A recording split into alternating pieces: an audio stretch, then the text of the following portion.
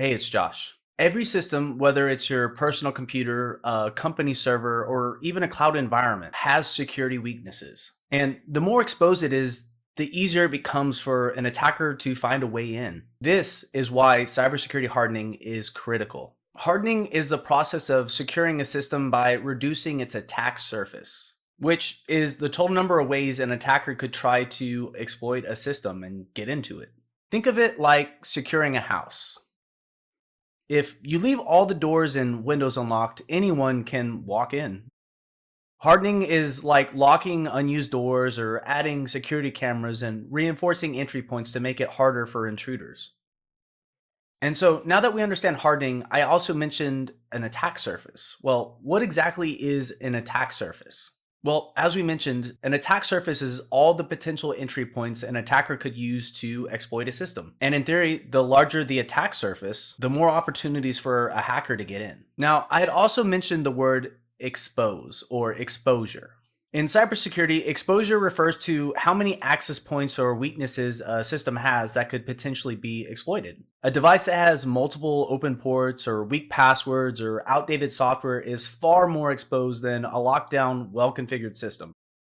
For example, a company's database server that is directly accessible from the internet without proper security controls is highly exposed, making it a prime target for attackers.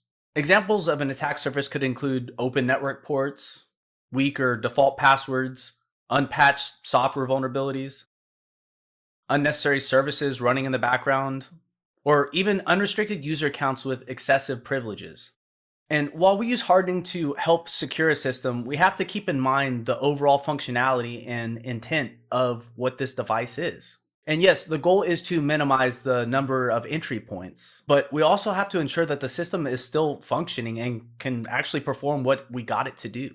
We just listed some common attack surfaces. Now let's look at some common hardening techniques. First, we want to remove unnecessary features. This would include disabling services and applications that aren't needed. If something isn't running, it can't be exploited.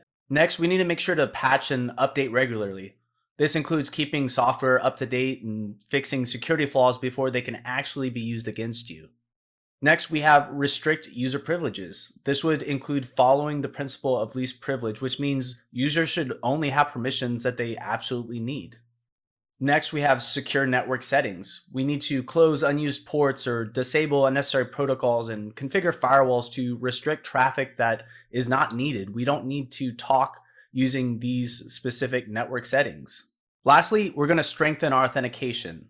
This means we want to require strong passwords and implement different practices such as multi-factor authentication to prevent unauthorized access. To recap, hardening is all about minimizing vulnerabilities and reducing your attack surface. Simple steps such as disabling unnecessary features, patching your system, and restricting access can go a very long way in protecting against cyber threats. As always, thank you so much.